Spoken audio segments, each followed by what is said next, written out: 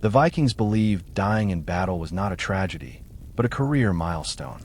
To them, fear was a flaw, hesitation a weakness, and bravery as essential as knowing how to sail or swing an axe. Their legends were built on men who charged into impossible storms, fought enemies twice their size, and died smiling, because a dramatic death meant a guaranteed seat in Valhalla. Fear was for monks watching their monasteries burn. Vikings felt something closer to mild concern, followed immediately by violence. If something frightened you, the solution was simple: attack it. And if you died in the process, that was acceptable. Dying peacefully in bed, on the other hand, was the ultimate disgrace. No Viking wanted to be remembered as brave, talented, and defeated by cold. This unshakable confidence defined Viking culture. They mocked kings, insulted entire armies, and treated fortified cities like minor inconveniences. The sagas are full of boasts, exaggeration, and fearless defiance, which is exactly why what comes next is so unsettling. Because there was one people, one land, that the Vikings did not raid enthusiastically, a place they avoided, a reputation that made even seasoned warriors quietly change course. And the Vikings never admitted fear, unless something had gone very wrong. Even defeat was rarely admitted honestly. Losses were blamed on bad luck, trickery, or someone else not following the plan properly. Fear never made the list, which is why it gets interesting when the tone suddenly changes. Because in a few rare places, the sagas stop boasting. The language becomes vague. Locations are mentioned briefly and then avoided, like someone accidentally bringing up an awkward family secret at dinner. No dramatic speeches, no heroic last stands, just silence. And silence in a Viking story is screaming. These were people who raided across continents, fought armored knights with axes and confidence, and believed fate was fixed. So worrying about consequences was a waste of time. Fear served no purpose. You could not dodge destiny, so you might as well meet it swinging. Yet there was one group whose lands Vikings rarely raided, whose warriors they did not eagerly challenge, and whose reputation spread without the usual Viking exaggeration. No boasts, no tall tales, just careful distance. The fear was not loud. It did not shout. It did not sing. It quietly adjusted the route of the ship. Because when a culture that treats death like a networking opportunity starts hesitating, something has gone terribly, embarrassingly wrong. And whatever frightened the Vikings did not do so with swords. It did it by making them uncomfortable. If the Vikings were afraid of fighting, they would have stayed home. They did not stay home. They built ships, sharpened axes, and sailed directly toward people who very clearly did not want visitors. Fighting was not a problem. Fighting was the plan. Vikings were comfortable with violence because violence made sense. You could see an enemy. You could count them. You could estimate whether this fight was worth the trouble or merely going to ruin your day. Even when things went badly, at least the rules were familiar. Someone swung, someone blocked, someone probably died loudly. What the Vikings did not like was unpredictability, and this fear had nothing to do with losing a fair fight. They were not afraid of warriors. They were afraid of situations where their usual advantages evaporated, where strength, numbers, and enthusiasm stopped working, where the world itself seemed uninterested in cooperating. The Vikings expected battles to be loud, shields clashing, men shouting, drums beating. If nothing was happening, that was unsettling. Silence was not normal. Silence meant something was watching. And then there were the fights that never really started. Imagine landing in unfamiliar territory, marching inland, and feeling watched without ever seeing anyone. No scouts, no obvious enemies, no villages to raid, just forest, snow, tracks that vanish as quickly as they appear, arrows that arrive without introduction and depart before you can complain about them. That kind of conflict was deeply irritating to a Viking. They preferred enemies who stood still long enough to be hit. They respected strength, but they understood it. This was rude. This was cheating. This felt less like warfare and more like being slowly bullied by geography. Viking weapons were heavy, armor was heavy, shields were heavy, and all of it worked beautifully on open ground. But when movement slowed, when visibility disappeared, and when sound behaved strangely, all that equipment became less impressive and more exhausting. Suddenly, the fearless warrior was sweating, disoriented, and deeply suspicious of every tree. This fear was not cowardice. It was frustration mixed with a dawning realization that brute force was no longer solving the problem. And Vikings hated problems that could not be punched into submission. They did not fear dying in battle. They feared wasting effort on battles that refused to happen. So when Vikings began to avoid certain lands, it was not because they were weak. It was because those lands refused to fight them properly. And that was unacceptable. Vikings were excellent travelers, but even they believed the world had edges.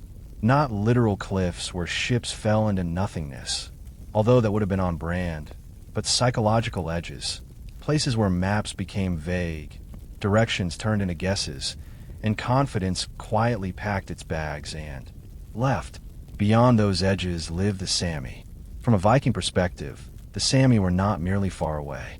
They were inconveniently placed. Their land stretched across forests so dense they swallowed sound, across tundra where the ground looked solid until it betrayed you, and across snow fields where every direction looked exactly the same. Vikings liked coastlines. They liked rivers. They liked places where a ship could wait patiently while its crew caused problems inland. Sandman offered none of that. The Norse sagas mention these regions carefully, often without detail, like someone referencing a distant relative they hope never visits. The language is vague. The descriptions are minimal. This is not because the Vikings lacked curiosity. It is because curiosity had limits, and those limits froze solid somewhere north of comfort.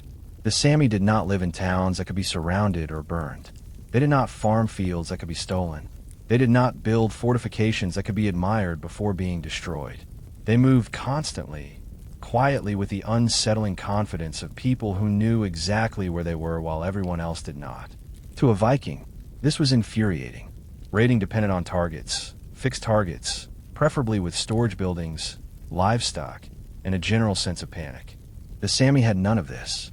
You could march all day and find nothing but snow, trees, and the growing suspicion that you were the problem. Even trade expeditions treated the region differently. Vikings traveled carefully, respectfully, and usually with guides. They did not arrive announcing themselves. They did not linger longer than necessary.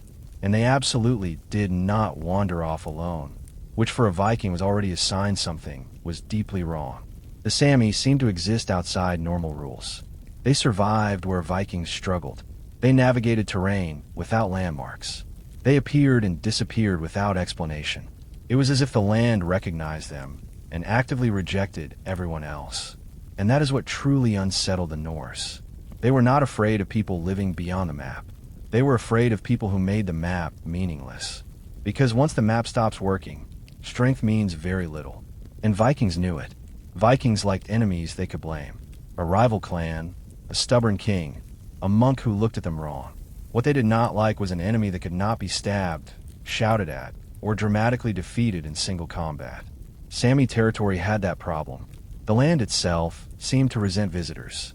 Forests were dense enough to muffle sound, turning shouted orders into awkward whispers that went nowhere.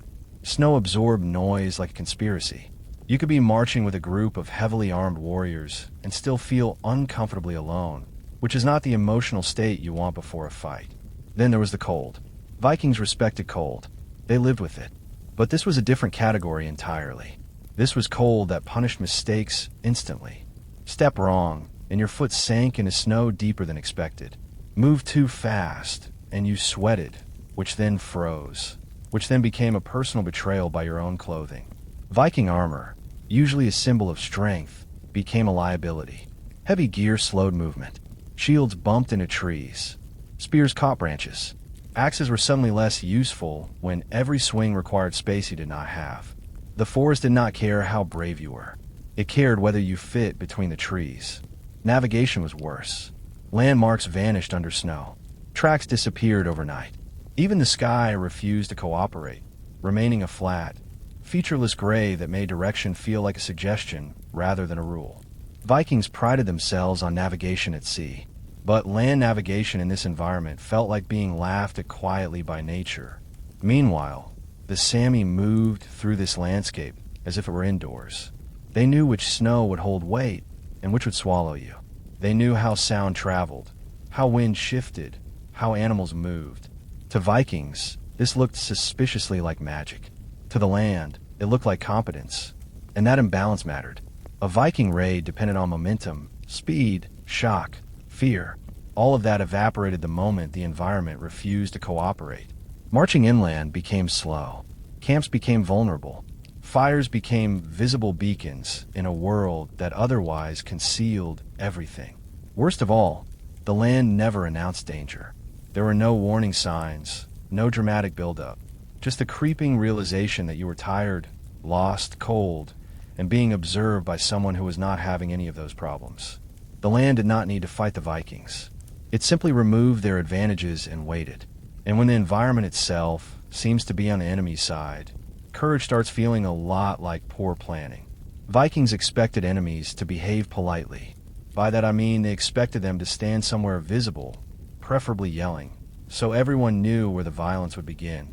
Even ambushes followed certain unspoken rules. Someone rushed out. Someone shouted. Someone made a mistake loudly. What Vikings did not expect was to be attacked by people who apparently did not wish to be seen at all. In Sami territory, fights did not start. They occurred. A man would be walking, thinking about absolutely nothing important, when suddenly he was not walking anymore. Arrows arrived without warning, without sound, and without the courtesy of revealing who fired them. One moment there was a group, the next moment there was confusion, shouting, and someone asking a very reasonable question like, "Where did that come from?" The answer was usually everywhere and nowhere. Sami hunters understood concealment at a level Vikings found deeply annoying. White clothing blended into snow. Movement was slow and deliberate. They used terrain like it was part of their body. Vikings, by contrast, wore darker clothing, carried metal, and made noise simply by existing. Stealth was not their strong suit. Subtlety made them itchy, and the attacks were never decisive in a dramatic sense. No glorious clash, no clear victory, just constant pressure. A man wounded here, a supply carrier disappearing there.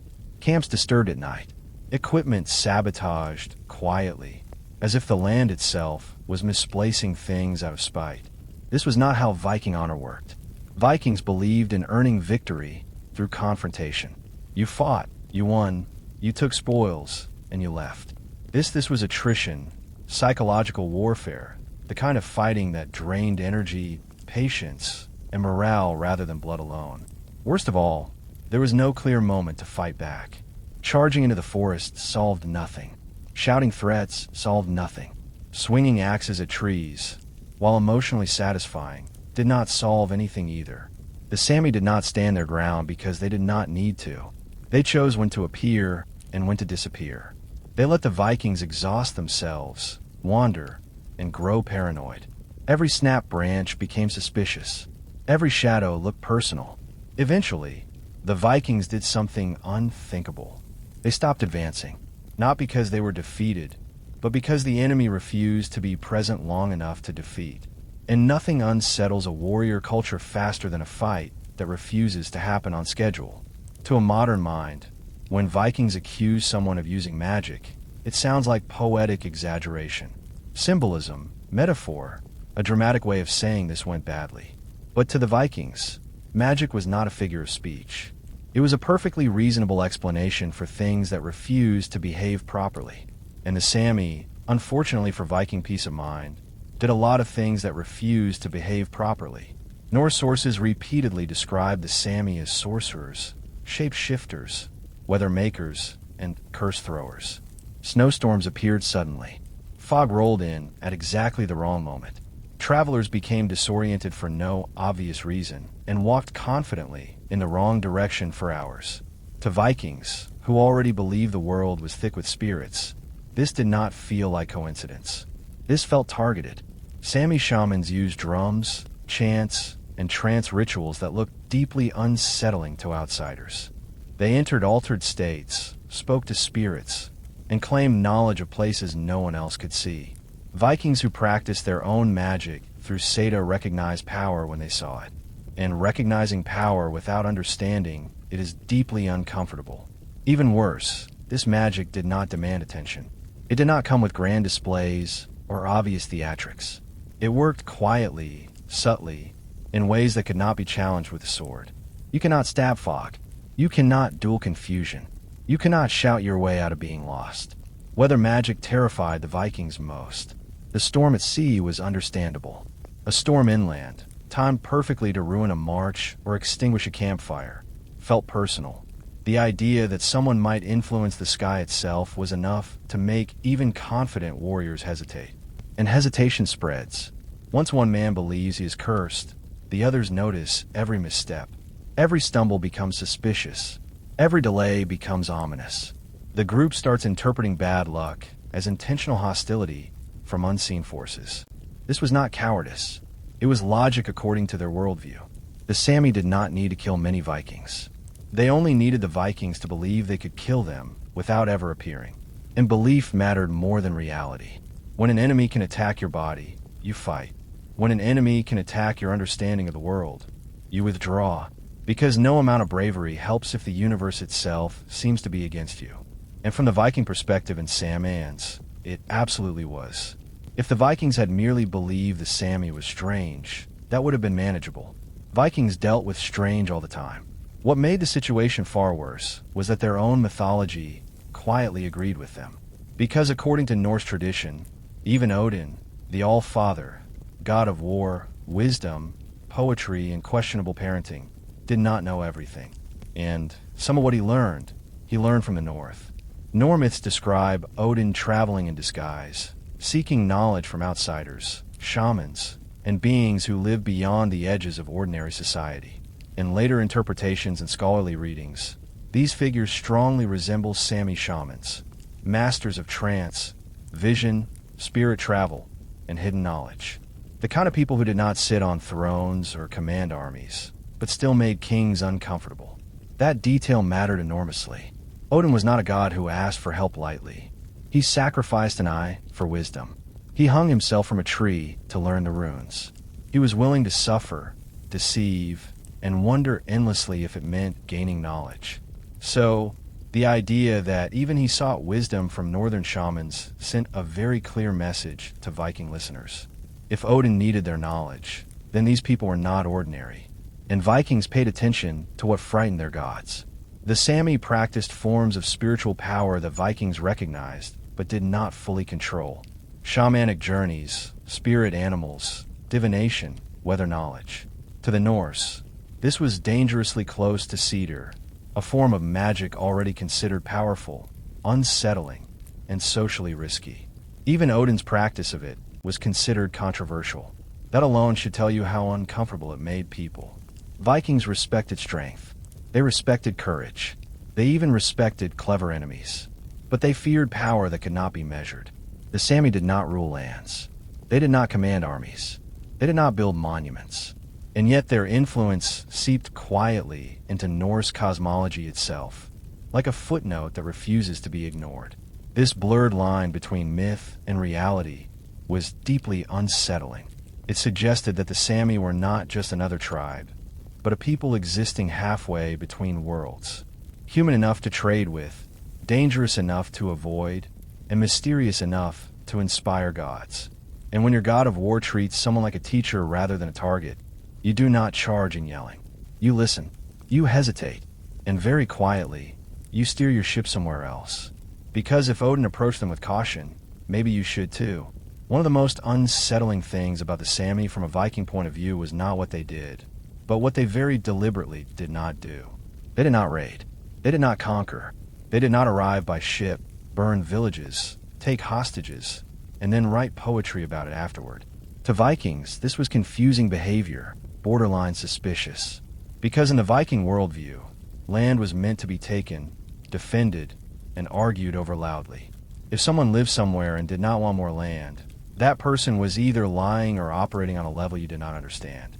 The Sami did not build permanent towns that could be captured. They did not farm fields that could be seized. Their wealth moved with them. Herds, knowledge, roots, seasons. You could not burn what refused to stay still. You could not steal what disappeared into the forest before you finished your sentence.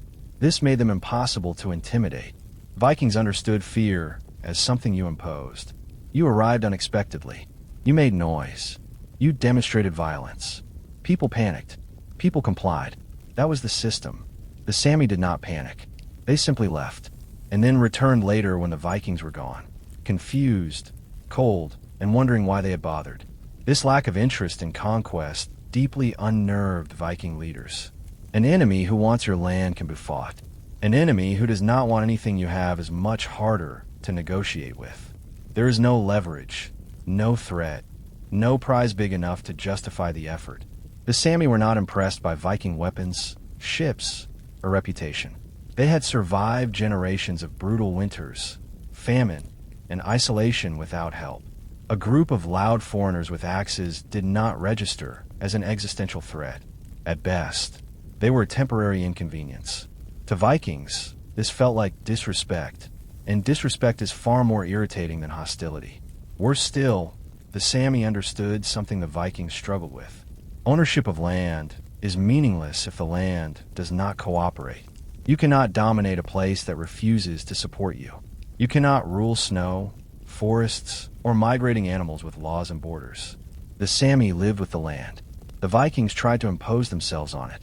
And that difference mattered because nothing unsettles a conquering culture faster than meeting people who do not care about being conquered. Vikings were not unreasonable people. They understood the value of trade.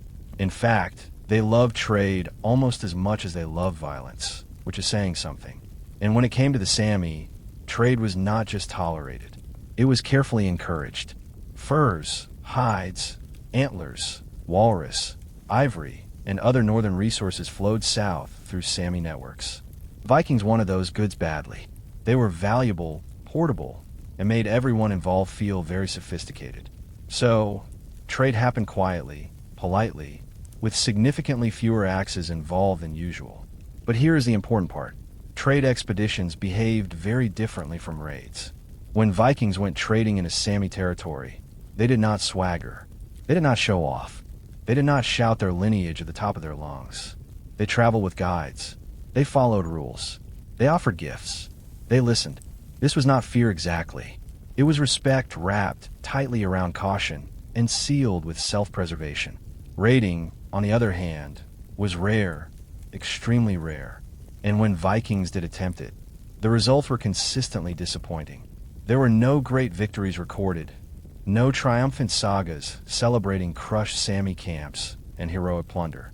Just vague references to losses, failed journeys, and expeditions that returned early with fewer men and less confidence, which in Viking storytelling is as close to an admission of failure as you get. The Sami were not defenseless traders waiting to be exploited. They controlled the routes.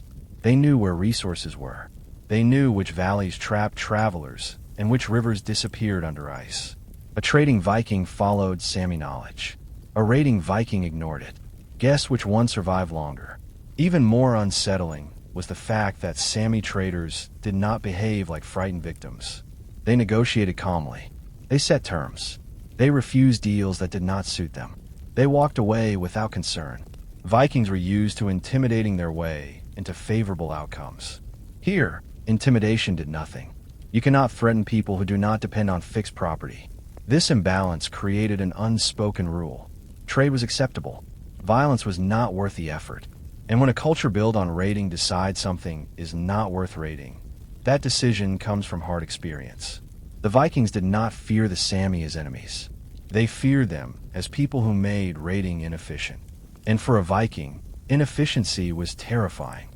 Vikings liked terrain that cooperated. Coastlines, rivers, open fields where you could see what was trying to kill you and respond accordingly. Forests, on the other hand, were already suspicious. Northern forests were something else entirely. They did not merely exist. They participated. Once Vikings moved inland in Sami territory, everything they relied on stopped behaving properly. Ships became useless decorations, sitting far away on the coast, doing nothing to help. Horses struggled. Supply lines stretched thin. Suddenly, the terrifying Norse warrior was just a man carrying too much metal in a place that deeply disliked metal. Armor, usually a symbol of strength, became an exhausting burden. Shields snagged branches. Spears hit trees instead of enemies. Axes required space that did not exist. Every step produced noise, and every noise felt like an announcement. Vikings were very good at being intimidating. They were not good at being quiet. The forest, however, was excellent at silence.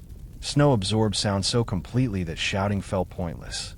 Orders vanished into nothing. You could stand 10 steps away from another man and feel isolated. An isolation in unfamiliar land has a way of turning bravery into irritation and irritation into panic. Meanwhile, the Sami moved through the forest as if it were a well-lit hallway. They knew which paths stayed firm underfoot and which turned into traps. They knew where animals moved, where wind shifted, where snow hid tracks. To Vikings, this did not look like skill. It looked like favoritism. It felt as though the forest had chosen a side. Campfires became dangerous. Smoke gave away position. Light carried farther than expected. Camps that felt secure one night felt exposed the next. And every morning brought new signs that someone had been nearby without leaving a proper introduction. A disturbed trail, missing equipment, footprints that appeared and vanished as if they were teasing. The forest never attacked directly. It did not need to. It slowed movement, drained energy, broke morale. It turned every plan into a suggestion rather than a rule. The longer Vikings stayed, the worse it got. At some point, even the most confident warrior begins to suspect that brute force is no longer the correct solution. And when a culture built on domination realizes the environment itself is uninterested in being dominated, the correct response is not rage, it is retreat. The Vikings did not lose battles in the forest. They lost momentum, and that was worse. Vikings did not need mass casualties to learn a lesson. They only needed stories. And stories, unfortunately for Viking confidence, traveled faster than ships ever could. A raid that failed quietly was far more dangerous than one that failed loudly. When warriors returned home without trophies, without songs, and without a clear explanation, people noticed. Vikings were excellent storytellers. They narrated everything: victories, defeats, insults, and even bad decisions. Silence, however, was suspicious. Men came back with fewer companions than they left with.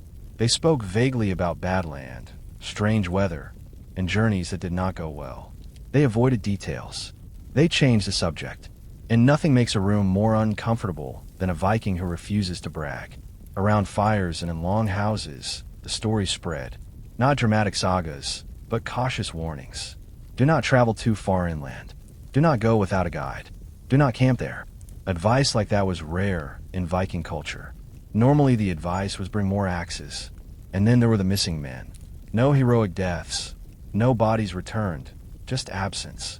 Absence is terrifying because it leaves space for imagination. And imagination is far more cruel than reality. A man who dies in battle is understandable. A man who vanishes invites every unpleasant theory at once. Rumors did the rest of the work. Some said the forest swallowed people. Others claimed the Sami could call storms or confuse minds. Some insisted spirits led travelers in circles until they collapsed from exhaustion. The exact details varied, but the conclusion was always the same. Something about that land was not worth testing. The stories were not told loudly. They were told carefully, quietly, with a seriousness that discouraged jokes. And when jokes stopped, fear had already won. Younger warriors listened closely. Leaders adjusted routes. Traders became more cautious. Maps were redrawn, not with ink, but with habit. Ships went elsewhere. Expeditions chose safer targets. No announcement was ever made. Vikings did not declare fear. They simply stopped going. This is how fear truly spreads. Not through panic, but through habit. Through choices that quietly shift, through roads no longer taken.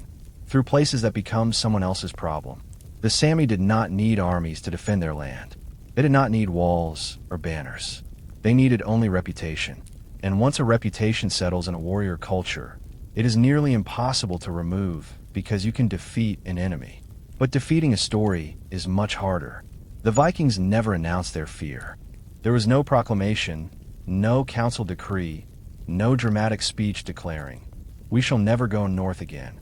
That would have been humiliating. Vikings did not formalize fear. They practiced it silently. Instead, fear showed up in absence. Certain routes stopped being used. Certain hunting grounds became inconvenient. Certain journeys were postponed indefinitely, which is Viking for absolutely not. Maps were not erased, but they grew vague in those areas, filled with empty space where details should have been. And when asked about those regions, people answer with shrugs, short replies, or stories that ended abruptly. This quiet behavior mattered. Vikings were not subtle people.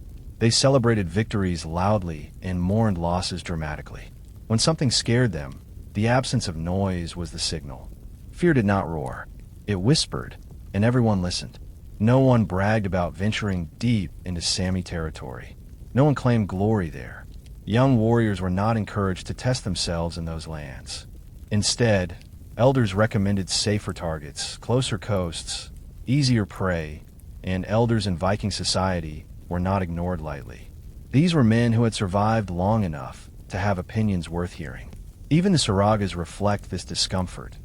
The Sami appear briefly, strangely, and often without clear explanation. They are described with distance, as if naming them too directly might invite attention.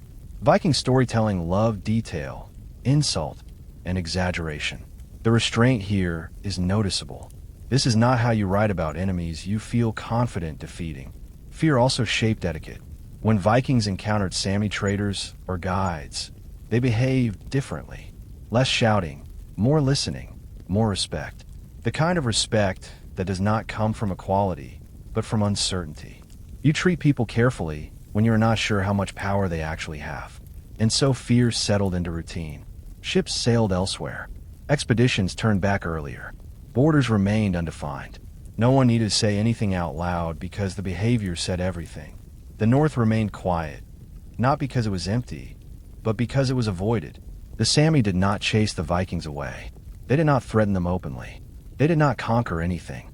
They simply remained where they were, unchanged, while Viking attention drifted elsewhere. And in a culture that defined itself through action, that quiet avoidance was the loudest admission possible. Fear does not always scream. Sometimes it just changes your plans. The Sami did not defeat the Vikings in any traditional sense. There was no decisive battle where shields shattered and songs were written afterward. No great Viking leader fell dramatically in the snow while shouting something poetic. That would have been easier to process. That would have fit the Viking worldview nicely. Instead, the Sami did something far more unsettling. They remained unreachable. They were not stronger in numbers. They did not possess superior weapons. They did not overwhelm Viking forces with brute strength. What they had was something Vikings struggled with deeply, the ability to exist beyond control. The Sami did not stand still long enough to be conquered. Their camps moved. Their wealth traveled with them. Their lives were organized around seasons, animals, and routes that only they fully understood. Vikings could not pin them down, surround them, or force them into the kind of conflict Vikings knew how to win. This was infuriating. Vikings liked problems with solutions. Build more ships, bring more men, hit harder. But how do you hit someone who is not there when you arrive? How do you intimidate people who simply vanish in a terrain that actively dislikes you? Every Viking advantage dissolved the deeper they went inland. Heavy armor slowed them. Loud movement gave them away. Ships became irrelevant. Supply lines turned fragile. Meanwhile, the Sami lost none of their advantages.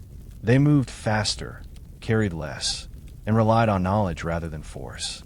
From a Viking perspective, this felt unfair, and unfairness is often mistaken for danger. The Sami did not need to win battles. They needed to make Viking presence expensive, exhausting, and unrewarding. Over time, that strategy worked perfectly. Viking leaders began asking practical questions. What do we gain? What do we lose? Is this worth it? Those questions rarely ended in enthusiasm. The Sami were not an enemy you could defeat. They were an environment you had to endure, and Vikings already had enough trouble enduring the actual environment. So the Vikings did what any rational warrior culture does when faced with an opponent it cannot dominate. They disengaged. They chose easier targets, richer lands, softer coasts, places where victory came with loot and stories rather than frostbite and confusion. The Sami were not terrifying because they killed Vikings. They were terrifying because they could not be controlled. And for a culture built on domination, control mattered more than victory. For all the shouting, raiding, and enthusiastic axe swinging, Vikings were not stupid. Reckless, yes. Loud, absolutely, but stupid, no. They paid close attention to patterns, especially patterns that involved men not coming home. The Viking world prized courage, but it also respected experience. And experience had a way of quietly setting boundaries. Certain seas were avoided in winter. Certain coasts were only raided once. Certain rivers were approached carefully. And certain lands far to the north slowly earned a reputation that discouraged enthusiasm. This was not defeat. It was calculation. Viking leaders understood something important. Not every place was worth the effort. Raiding worked best when rewards were clear and resistance behaved predictably. Monasteries were perfect. Towns were excellent. Wealthy coasts were practically begging for it. Sami territory offered none of that. No cities, no hordes, no terrified populations waiting to be exploited, just cold forests and people who refused to cooperate. Over time, Viking attention shifted elsewhere, not because they were driven out, but because they chose not to return. Routes were adjusted, targets were reconsidered, expeditions were planned with a little more realism and a little less optimism. This was Viking pragmatism at work. They understood that bravery without reward was pointless. A warrior who died gloriously but achieved nothing useful was still dead. And dead men do not raid again. Leaders who repeatedly sent men into hostile land without profit did not stay leaders for very long. So the Vikings adapted. They respected limits, even if they never admitted fear. The North became a place you traded with carefully, traveled through cautiously, and spoke about vaguely. No banners were planted, no victories declared, just quiet acknowledgement that some places resisted domination without ever needing to fight directly. This recognition was deeply un-Viking, and that is precisely why it mattered. The Vikings did not believe they were invincible. They believed they were practical. When faced with something that refused to break, they moved on. They did not romanticize failure. They avoided it. And in doing so, they revealed something rarely discussed. The Vikings were not fearless because they lacked fear. They were fearless because they chose when fear was worth listening to. And in the case of the Sami, fear was telling them something very sensible. Stay away. In the end, the Sami did not terrify the Vikings by defeating them, slaughtering them, or humiliating them in glorious battle. That would have been easy to understand. That would have fit neatly into the Viking mental filing cabinet labeled things we will fix with more axes. Instead, the Sami terrified the Vikings by refusing to be controlled. They did not play by Viking rules. They did not fight wars the Viking way. They did not build cities to conquer or fields to seize. They lived lightly, moved freely, and relied on knowledge rather than force. And in doing so, they quietly dismantled everything Vikings relied on to feel powerful. The Vikings were masters of domination. They believed the world could be shaped through strength, fear, and reputation. Most of the time they were right. But the Sami world resisted shaping. It absorbed violence without responding in predictable ways. It turned strength into exhaustion and confidence into irritation. That was terrifying. Fear for the Vikings was not about death. They expected death. They welcomed it, at least in theory. Fear was about uncertainty, about situations where effort did not guarantee results, about places where courage did not translate into control. The Sami represented all of that. They were not louder than the Vikings. They were not richer. They were not more aggressive. They were simply impossible to dominate. And that is why Viking interest faded. Not with rage, not with retreat, but with quiet avoidance. History often celebrates conquerors, but it forgets the power of endurance. The Sami did not need to defeat the Vikings. They only needed to outlast them, and they did. Their lands remained theirs. Their culture endured. Their way of life continued long after Viking raids turned elsewhere. So, yes, the Vikings were feared across Europe, but they feared something too. They feared a people who could not be conquered. They feared a land that would not submit. They feared the uncomfortable truth that not every problem could be solved by force. And sometimes the most powerful victory is simply refusing to lose. When the sun dipped behind Edito's rooftops, the city didn't wind down. It sharpened its appetite. The daytime world of shops, samurai processions, and orderly routines gave way to something louder, wetter, and far more fragrant. Paper lanterns bloomed along the streets like glowing fruit. Rain slicked the packed dirt roads, turning footsteps into soft splashes, and everywhere smoke rose. Not from hearths inside homes, but from dozens of small charcoal fires carried, pushed, or propped up by vendors who knew exactly when hunger struck hardest. This was the true beginning of Edo's night markets. Not grand plazas or formal bazaars, but narrow streets, bridge approaches, temple gates, and ferry landings where people naturally slowed down. Vendors appeared as if summoned by hunger itself. Some dragged wooden carts, others balanced shoulder poles with pots swinging gently at each end, steam trailing behind them like ghosts. The city became a moving kitchen, and the air thickened with the smell of soy sauce, fish fat, and burning charcoal. Eating here required no ceremony. You didn't sit. You didn't linger. You stood under the eaves, sleeves rolled, sandals soaked, chewing while rain tapped your hat. This was food designed for speed, warmth, and satisfaction.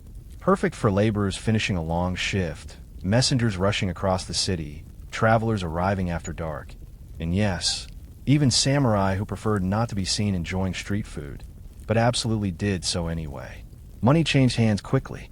Copper coins clinked that a bowl was passed, slurped, and handed back. Chopsticks were wiped on sleeves. No one asked for seconds because another stall waited 10 steps away. Idito was enormous, crowded, and hungry, and these night vendors fed at one skewer and one bowl at a time. What mattered most was heat. Warm hands around a bowl, warm broth in the stomach, warm smoke and cold, damp air. The night markets were not about luxury or novelty. They were about survival, made delicious.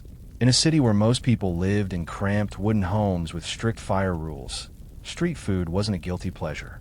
It was practical, safer, easier, and often better than cooking at home.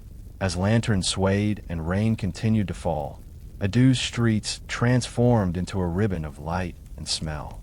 And once the first fire was lit, everyone knew the night had truly begun. If Idito's night markets had a soundtrack, it wasn't music. It was a voice. A long drawn-out call echoed down the streets, rising and falling like a chant. That sound meant only one thing. Sober was coming. Long before delivery apps or restaurant signs, dinner announced itself by shouting politely through the rain. Sober vendors were among the most mobile and recognizable figures of Edo's nights. They didn't wait for customers to find them. They went hunting. Balanced across a shoulder pole hung 2 wooden boxes, one holding bowls and noodles, the other a small charcoal stove with a pot of hot broth sloshing gently as the vendor walked. Every step sent steam into the air, carrying the scent of soy, dried fish, and warm buckwheat. Sober was fast, cheap, and filling, exactly what the city demanded. The noodles were thin and slightly coarse, boiled quickly and drowned in a simple broth made from soy sauce and fish stock. No garnish worth bragging about. No artistry, just speed. A customer stopped the vendor, coins were exchanged, and within moments a bowl was ready. You ate standing under an awning or beside a bridge railing, slurping loudly because that was practical, not rude. The appeal went beyond hunger. Sober was warm, and Adu nights were damp. Winters cut through thin robes, and even summer rain chilled the skin. A bowl of hot noodles wasn't comfort food in the emotional sense. It was survival food. Laborers ate it to keep going. Couriers ate it between routes. Travelers ate it because it was familiar, reliable, and unlikely to poison them. Sober also had a reputation. It was common food, but not shameful. Samurai, officially supposed to dine with restraint and dignity, were known to sneak bowls in alleyways, swords resting against walls while they slurped like everyone else. The broth didn't care about rank, and neither did the vendor. Everyone paid the same price. There was no seating, no privacy, and no lingering. When the bowl was empty, it went back to the box. The vendor wiped it quickly, hoisted the pole again, and moved on, calling into the dark for the next customer. The meal left no trace except warmth in the stomach and the fading echo of that familiar cry. In a city of nearly 1 million people, sober vendors stitched the night together. Their voices carried through rain and lantern light, turning hunger into something audible, and briefly, something satisfied. Among all the smells that drifted through Adu's night streets, none stopped people faster than eel. The rich, oily scent of uneasy hitting hot charcoal had a way of cutting through rain, conversation, and self-control. For a city used as simple food, grilled eel felt dangerously close to indulgence. And that was exactly the point. Eel was not the cheapest thing you could eat in Edo, which only made its presence on the street more impressive. Vendors set up small grills near bridges, riverbanks, and busy crossings where foot traffic never stopped. Live eels were kept nearby, cleaned quickly, and skewered with practiced efficiency. The meat sizzled as it hit the grill, fat dripping into the coals and sending up thick, mouth-watering smoke. People slowed. Coins appeared. The seasoning was simple but powerful. A glaze of soy sauce and sweetness brushed repeatedly onto the eel as it cooked, creating a dark, glossy surface that clung to the flesh. There were no plates, no ceremony. The skewer was handed over, still hot, and eaten standing in the open air. Fingers got sticky. Sleeves were sacrificed. No one cared. Eel had a reputation beyond taste. It was considered strengthening, especially in the exhausting heat of summer. Edo summers were brutal, humid, crowded, and relentless. Eating eel was believed to restore energy, fortify the body, and keep you from collapsing in the streets. Whether or not it truly worked hardly mattered. People believed it did, and belief alone sold plenty of skewers. What made street eel remarkable was who ate it. Merchants grabbed skewers on their way home. Laborers splurged when they could. Travelers treated it as a small luxury after long days on the road. And samurai, again pretending not to notice they were doing the same thing as everyone else, stood just far enough away from the fire to maintain dignity while devouring every bite. Unlike sober, eel invited you to slow down, just slightly. You stood longer. You chewed carefully. You savored the fat and smoke and sweetness. For a few moments, the night market stopped being about speed and became about pleasure. In Edo, luxury did not always mean silver trays or private rooms. Sometimes it meant hot eel on a stick, eaten under a lantern while rain hissed on charcoal, and the city kept moving around you. Not every hunger in Edo's night markets came from an empty stomach. Some came from fatigue, cold, or simple habit. This was where sweets entered the scene. After the smoke and salt of noodles and eel, vendors selling dumplings and sweet treats offered something different. Comfort, warmth, and a small moment of pleasure that didn't require much thinking. Dango vendors were easy to spot. Their stalls were quieter, their fires smaller, their smells softer. Rows of round rice dumplings were skewered neatly and held over gentle heat, brushed occasionally with sweet soy glaze or sprinkled with roasted soybean flour. The aroma was subtle but irresistible, especially in the rain. Sweet, warm, and faintly nutty. It pulled people in without shouting. Dango was food for everyone. Children tugged sleeves for it. Couples shared skewers. Older townspeople favored it because it was easy to chew and gentle on the stomach. Unlike eel or noodles, dumplings didn't demand urgency. You could stand a little longer, chew slowly, and let the warmth spread without rushing back into the crowd. Other sweets followed the same logic. Steamed buns filled with sweet bean paste, simple rice cakes, and sugar-coated treats sold in small portions that fit easily in the hand. These were not elaborate confections. Sugar was expensive and excess was frowned upon. But a little sweetness went a long way in a city where daily life was often harsh and repetitive. Sweets also carried social meaning. Offering someone a dumpling was a small kindness, a way to soften a long walk or a cold night. Travelers used them to pass time while waiting for ferries. Workers ate them as a reward after finishing late shifts. Even samurai, again quietly ignoring appearances, could be seen accepting a skewer with a nod before disappearing into the dark. Unlike other street foods, sweets didn't stain the hands with grease or fill the air with smoke. They felt cleaner, calmer, almost domestic. Eating them outside blurred the line between home and street, turning a public road into a brief resting place. In a city built on discipline and routine, these small sweet foods offered something rare. Gentleness. Under lantern light and falling rain, a warm dumpling on a stick was enough to slow the night, even if only for a few bites. If sober was the backbone of Edo's night food and sweets its comfort, fish cakes were pure efficiency. These were foods designed to be eaten quickly, cleanly, and without stopping for long. Perfect for a city that never truly paused, even after dark.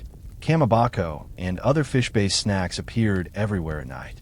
Vendors worked near waterways, bridges, and ferry landings where fresh fish was easiest to source, and crowds naturally gathered. White fish was pounded in a paste, shaped by hand, and cooked into firm cakes that could be sliced or skewered. Some were steamed, others lightly grilled, and a few were fried until the outside formed a thin crust. The smell was subtle but inviting. Less aggressive than eel, less comforting than sweets. Fish cakes sat somewhere in between. Salty, slightly sweet, and dense enough to quiet hunger. They were ideal for people who had places to be. One bite, then another, and the skewer was gone. No bowl to return, no chopsticks to wipe. Just food eaten, standing, and forgotten. As the night continued, fried foods joined the mix as oil became more common in urban cooking. Small battered fish, tofu, or vegetable pieces were dropped in a hot fat and handed over, still crackling. These stalls drew clusters of people, the sound of frying acting like a signal flare. The rain didn't matter. The cold didn't matter. Hot oil cut through everything. These foods attracted a particular crowd. Messengers, guards, boatmen, and night workers favored them because they could eat while moving. Samurai on patrol stopped briefly, ate in silence, and moved on. Travelers unfamiliar with the city trusted fish cakes because they were cooked thoroughly and unlikely to upset the stomach. An important consideration when inns were full and streets unfamiliar. Unlike sober vendors, fish cake sellers stayed put. Their stalls became landmarks. People remembered corners by what was sold there. Near the fish cake man by the bridge was as useful as any street name. Food mapped the city as much as buildings did. There was no glamour here. Fish cakes were practical, unpretentious, and reliable. They didn't promise luxury or comfort, just enough fuel to keep going. In any Edito, that was often all anyone asked of a meal.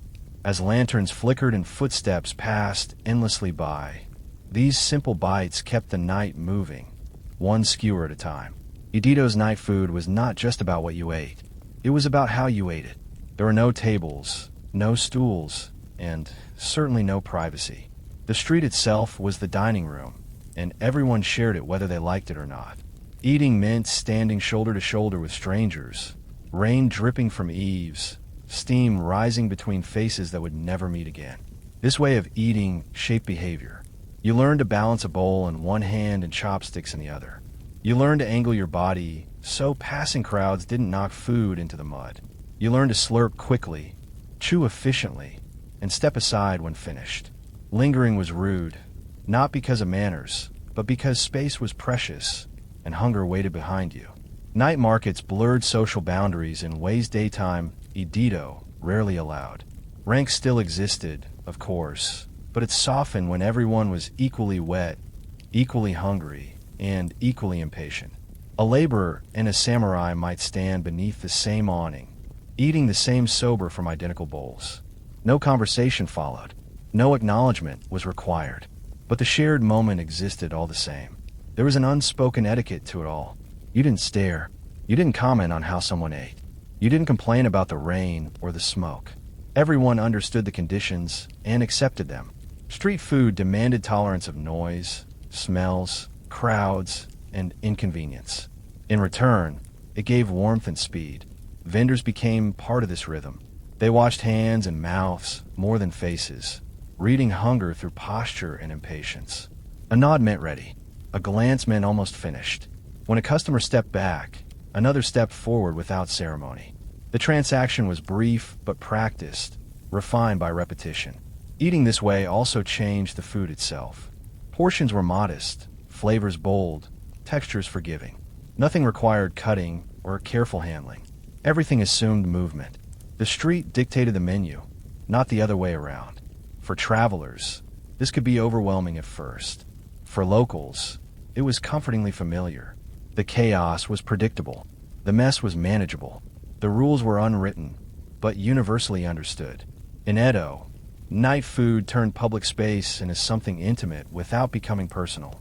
You shared heat, steam, and hunger with strangers, then moved on, and by morning, the street would forget you were ever there, except for the faint memory of smoke clinging to the wood. Edito's night markets didn't belong to any single class. They belonged to whoever was awake, hungry, and moving through the city after dark. That was their quiet power. In a society obsessed with rank, duty, and appearance, street food flattened distinctions without ever announcing that it was doing so. Commoners made up the bulk of the crowd. Laborers finishing late shifts, artisans closing workshops, porters heading home with aching shoulders. These were the people the night markets existed for. Their days were long, their homes small, and cooking after dark was often impractical or forbidden due to fire restrictions. Street food wasn't indulgence. It was dinner. Travelers depended on it even more. Adu was a destination city, constantly flooded with pilgrims, merchants, officials, and messengers.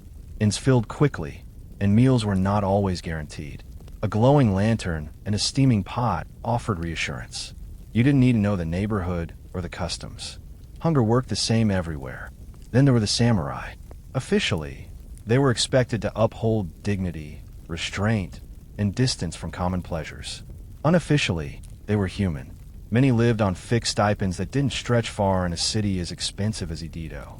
Street food was affordable, convenient, and discreet if eaten in the right corner of the night. A samurai standing beneath an awning with a bowl of soba was a study in controlled contradiction. Sword at the side, posture formal, chewing quickly and without comment. No one pointed it out. No one needed to. Everyone understood the arrangement. Appearances mattered, but hunger mattered more. Women were everywhere, too. Despite the dangers of night travel, shopkeepers, vendors, travelers, and workers moved in groups or stuck to well-lit routes. Street food stalls offered safety, as well as nourishment, light, noise, and people created pockets where one could pause without fear. Children appeared occasionally, sent on errands or tagging along with adults, clutching dumplings and trying not to spill them. Their presence reminded everyone that this wasn't a shadowy underworld. It was daily life, continuing after sunset, that Edo's night markets were democratic in the most practical sense.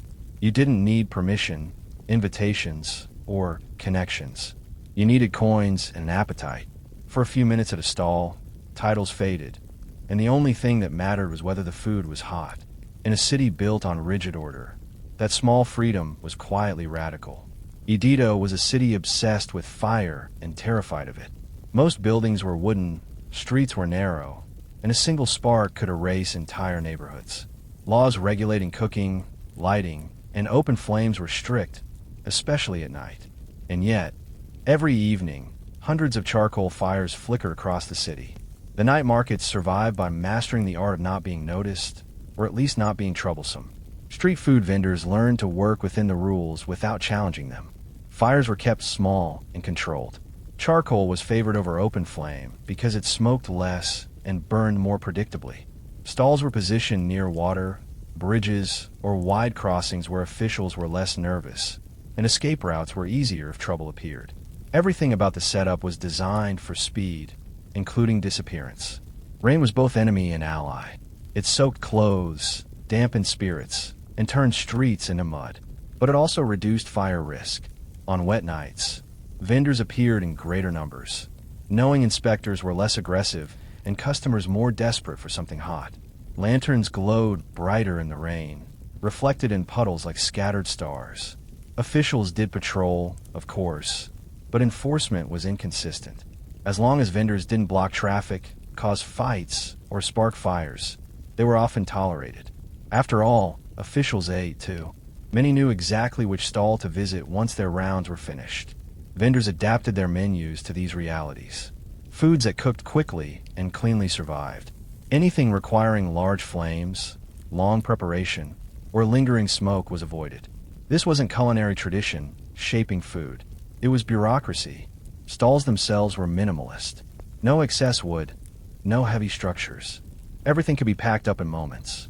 A shout, a glance, and the fire was covered, pots sealed, and the street returned to darkness as if nothing had happened. Rain sharpened the experience for everyone involved. Steam rose more dramatically. Smells carried further. Warm food felt more urgent. People huddled closer to stalls, creating temporary communities under shared eaves and umbrellas. The night markets thrived not because they defied the city's rules, but because they'd been around them. Edito was rigid by day, flexible by night. And in that narrow space between law and necessity, street food endured, glowing softly, steaming patiently, and ready to vanish at a moment's notice. As the night wore on, the energy of Edito's street food slowly thinned. Crowds grew quieter, footsteps spaced out.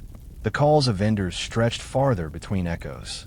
One by one, charcoal fires dimmed, pots were emptied, and lanterns were lowered. There was no closing bell, no announcement. The night markets ended the same way they began, gradually, almost politely. Vendors packed with the efficiency of people who had done this thousands of times. Bowls were wiped clean, skewers counted, coins tucked away. Shoulder poles were lifted once more, now lighter without their steaming cargo. Carts rolled towards storage sheds or narrow homes where families waited.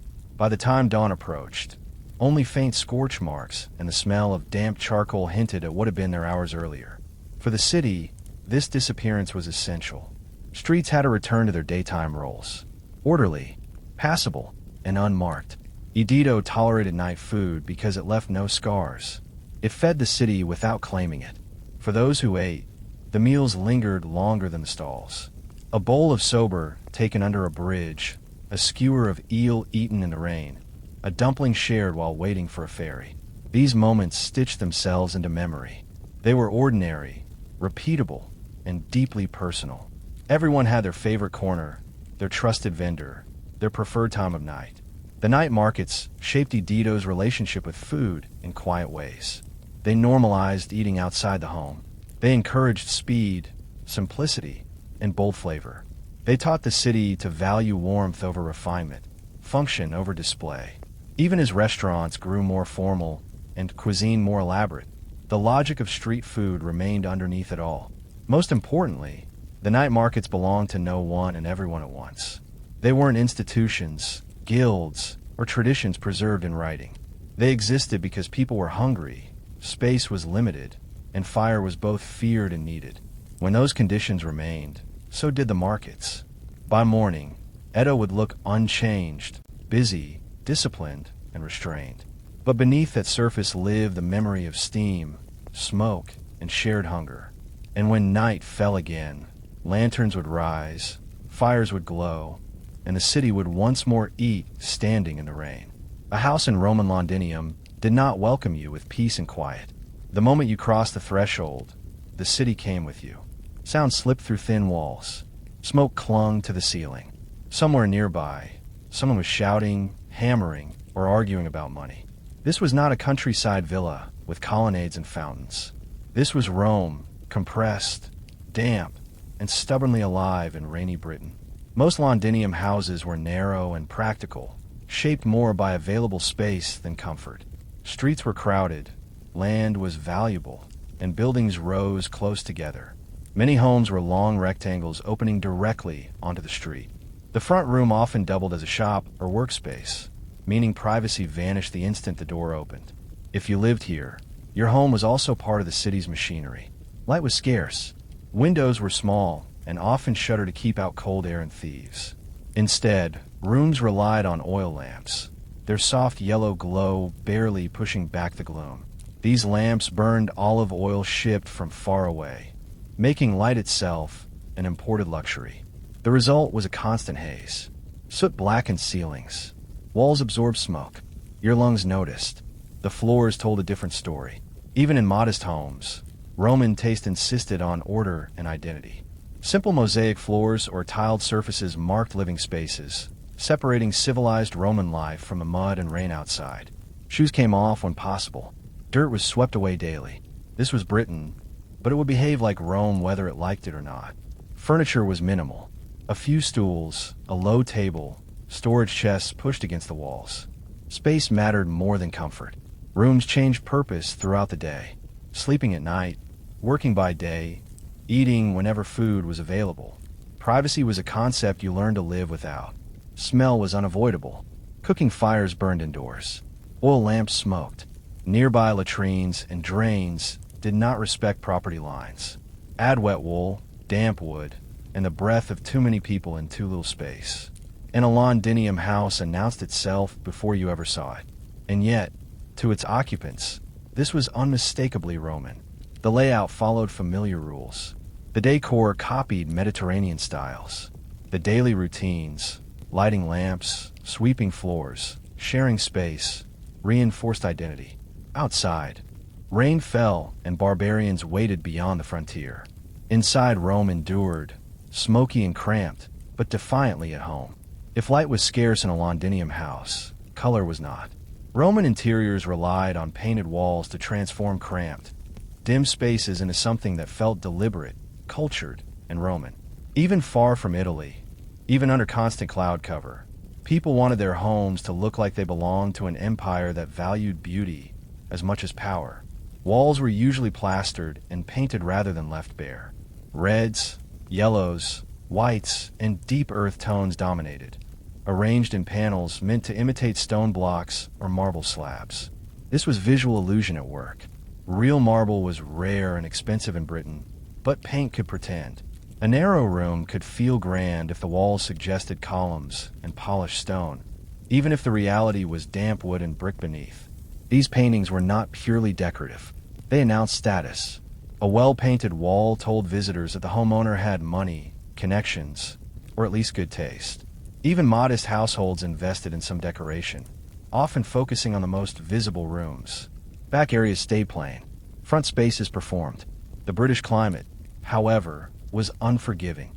Moisture crept into plaster, causing cracks and flaking. Colors faded faster than they would have in the dry Mediterranean. Repairs were constant. Touch-ups were common. Owning a painted home in Londinium meant accepting that beauty required maintenance and patience. Motifs varied. Some walls featured simple geometric patterns. Others displayed vines, birds, or mythological figures copied from pattern books that circulated across the empire. These images connected Londinium to Rome, Pompeii, and countless other cities. You could stand in a rainy provincial house and look at the same gods and designs seen in warmer, wealthier places. Painted walls also served a practical role. They sealed plaster, reducing dust and making surfaces easier to clean. In a smoky house, this mattered. Soot wiped off painted surfaces more easily than raw plaster.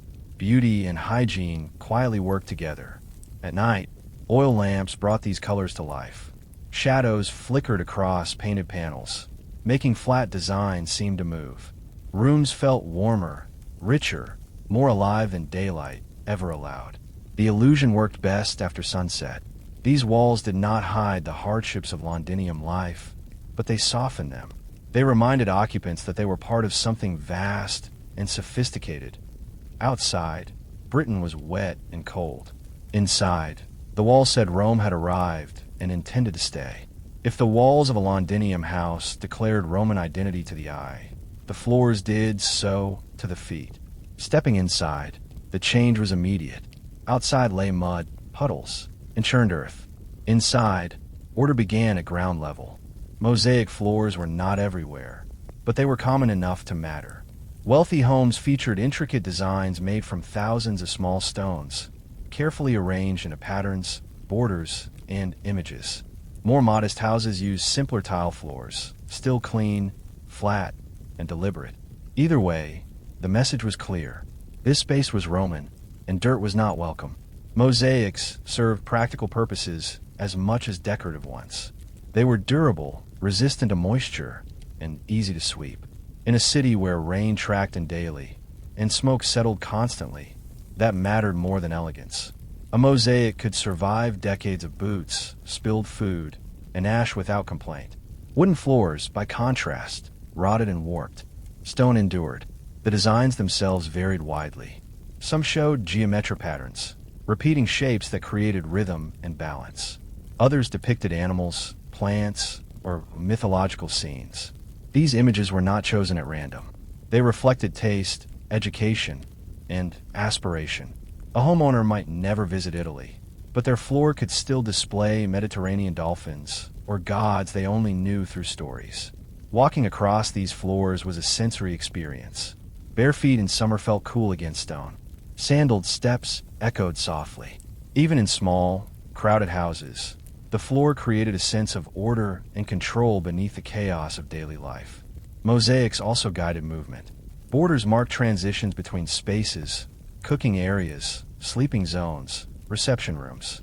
In homes with little in the way of walls, the floor quietly organized behavior. You didn't need signs. Your feet learned where to go. Maintenance was constant. Cracked tiles were replaced.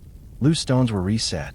Neglect showed quickly, and a damaged floor reflected poorly on the household. A well-kept mosaic was a sign of discipline as much as wealth. At night, oil lamplight caught the pale stones and dark lines, making patterns shimmer slightly. Even in smoky air, the floor anchored the room. Above it, voices rose, fires burned, and rain drummed on the roof.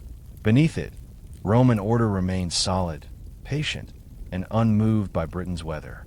In Londinium, civilization quite literally began underfoot. No matter how carefully a Londinium house was decorated, smoke always won. Cooking fires, oil lamps, and braziers burned day and night, filling rooms with a haze that never truly cleared. Chimneys were rare, ventilation poor, and open flames were simply part of daily life. Living indoors meant breathing smoke.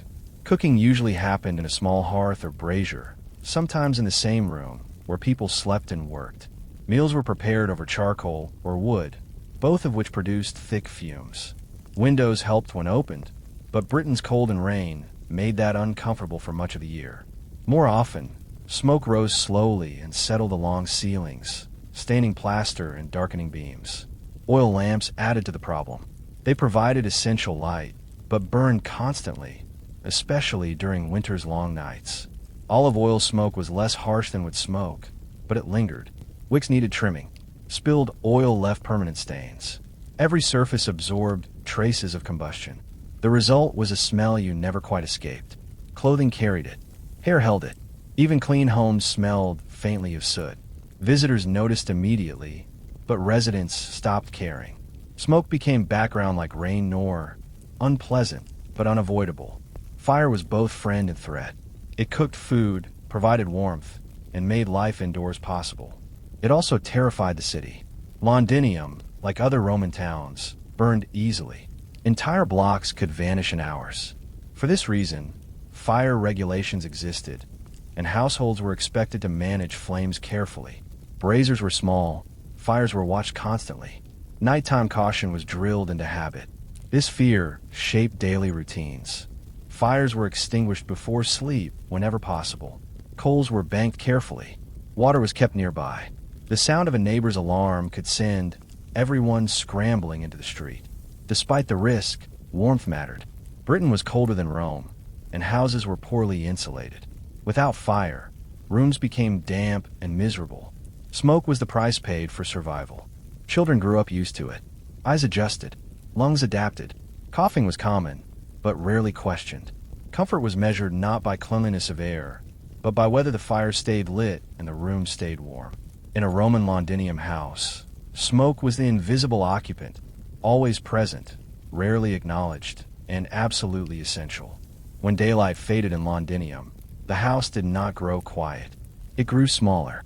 Darkness pressed inward, shrinking rooms and corners until only pools of lamplight remained. Oil lamps were the heart of indoor life after sunset, and without them, the Roman household simply stopped functioning.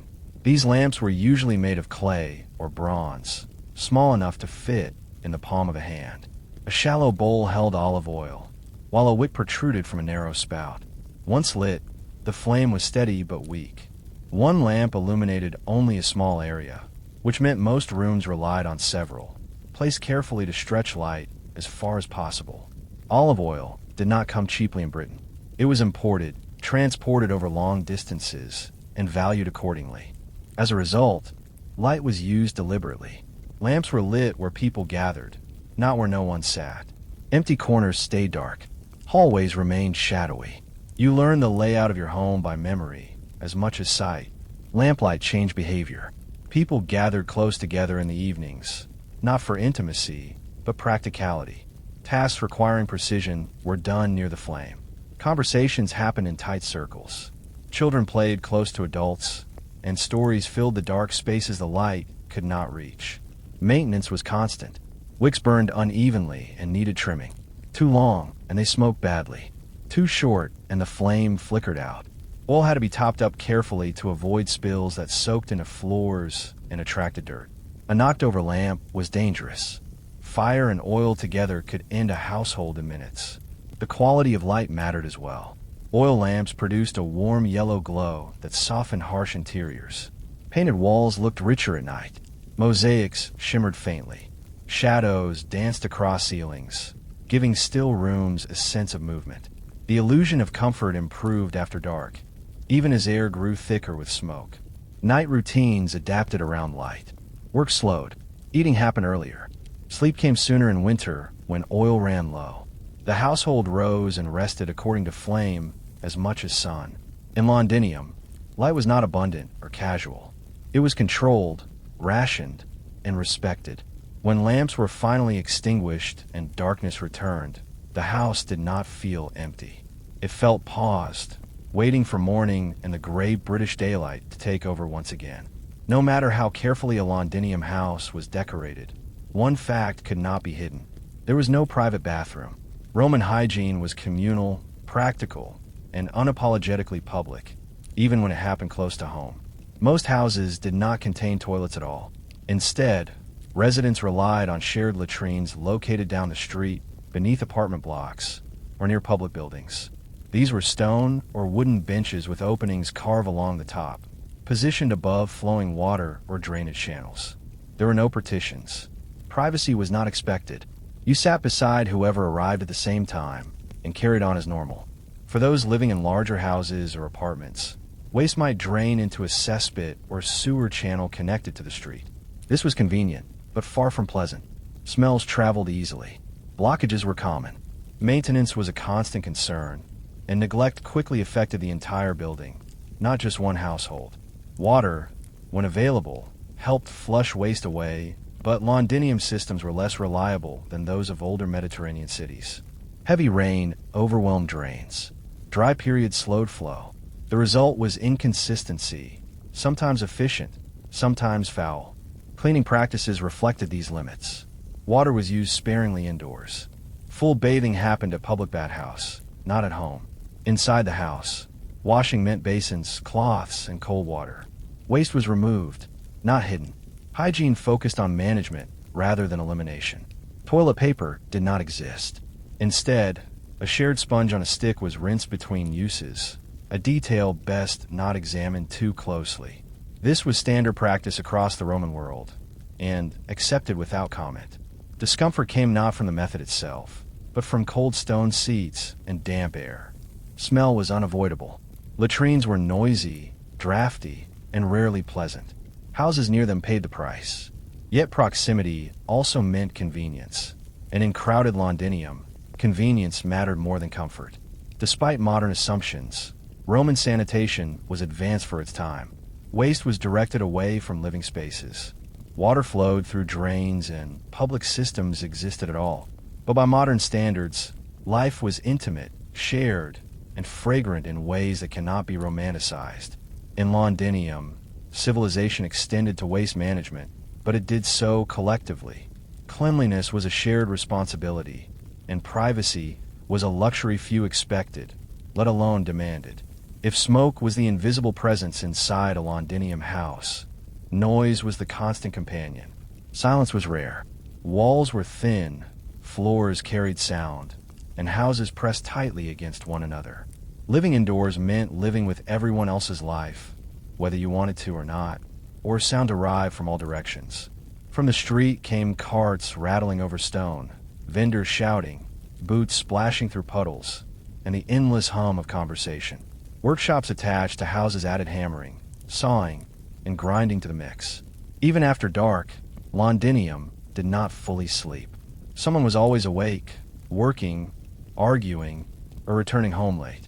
Inside the house, noise traveled easily. Voices carried through doorways and stairwells. Footsteps echoed on tile and wood. A drop pot sounded like an announcement. Privacy of sound simply did not exist.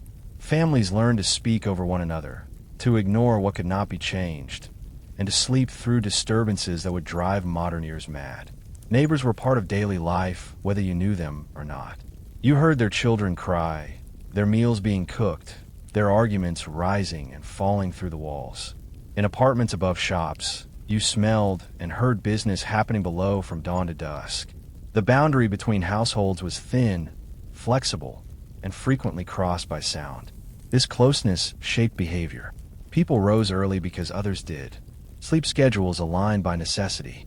Disputes rarely stayed private, which discouraged extremes. Everyone knew when tensions were building. At the same time, gossip traveled fast. A loud argument or unusual visitor became neighborhood knowledge by morning. Night amplified everything. With lamps lit and streets quieter, even small sounds carried farther. A neighbor coughing, a door opening, a fire being tended, all became part of the shared soundscape. Total darkness never arrived, and neither did total silence. Yet this noise created a sense of security. Silence often meant danger, fire, illness, or abandonment. Sound meant life continuing around you. You were not alone in the damp, smoky dark. Someone else was awake, breathing, moving. In Londinium, the house was not a retreat from the city. It was the city folded inward. Noise passed freely, reminding everyone that Roman life in Britain was crowded, communal, and impossible to escape, but rarely lonely. When night finally settled over Londinium, the house did not transform into a place of rest so much as a place of rearrangement. Beds were not fixed features. Bedrooms, in a modern sense, barely existed. Sleep happened wherever space allowed. Most people slept on simple wooden frames or low platforms topped with straw-filled mattresses or wool stuffed pads. These absorbed damp easily and were aired whenever possible, though Britain's climate rarely cooperated. Blankets were heavy, practical, and often shared. Warmth mattered more than comfort. Rooms changed function as darkness fell. The space used for work or eating during the day became a sleeping area at night. Furniture was pushed aside. Lamps were moved. Families negotiated who slept where every evening according to age, status, and necessity. Children slept together. Adults took the warmest spots, often closest to the dying fire. Privacy during sleep was minimal. Couples shared space with children, servants, or lodges. In apartment buildings, entire families slept in single rooms. Sounds continued through the night. Coughing, snoring, footsteps from above, rain on roofs. Sleep was light, fragmented, and easily interrupted. Animals sometimes shared indoor space as well. Small dogs, kept for companionship or pest control, slept in nears. Cats moved freely, hunting rodents drawn by food stores. Their presence was accepted, even welcomed. Fire was treated cautiously at night. Flames were reduced, not extinguished completely if warmth was needed. Coals glowed faintly. The risk of fire haunted every household, especially while sleeping. Many people learned to wake at the slightest unfamiliar sound or smell. Dreams mixed with reality in smoky air and flickering shadows. Oil lamps cast moving shapes on walls until they were finally snuffed out. Darkness returned gradually, never completely. Moonlight slipped through shutters. Street lamps and passing torches leaked faint glows inside. Morning came early. Light returned slowly through clouds. And the house shifted again. Bedding was rolled up. Mats were stacked. Space was reclaimed for work and movement. In Londinium, sleep was not escape. It was another shared activity shaped by crowding, climate, and caution. The Roman night was not silent or private. It was simply darker, closer, and briefly still. By morning, a Londinium house looked ordinary again. Damp floors, smoky air, and the muted gray light of Britain pressing through shutters. Yet everything about the space, from the painted walls to the worn mosaic underfoot, carried a deliberate message. This was Rome, even here, even under clouds. Living in such a house required constant compromise. Roman ideals of order, beauty, and comfort collided daily with cold weather, cramped streets, and limited resources. Olive oil was precious. Light was rationed. Space was shared. Privacy was rare. And yet people continued to build, decorate, and organize their homes according to Roman customs rather than local ones. That persistence mattered. A Londinium house was not just shelter. It was a statement of identity. To live like a Roman was to participate in the empire regardless of geography. Cooking with Roman tools, sleeping in Roman layouts, walking across Roman floors reinforced belonging in ways laws and coins alone could not. The house also served as a bridge between cultures. Local Britain adopted Roman styles while Roman settlers adapted to British conditions. The result was not a perfect copy of Italy, but something sturdier. Walls were thicker, fires burned longer, routines shifted earlier to match the climate. Rome bent without breaking. Archaeology reveals this quiet resilience. The fragments we find, broken lamps, chipped mosaics, soot-stained plaster, tell stories of ordinary lives rather than grand monuments. They show how empire functioned at the level of meals, sleep, and shared space.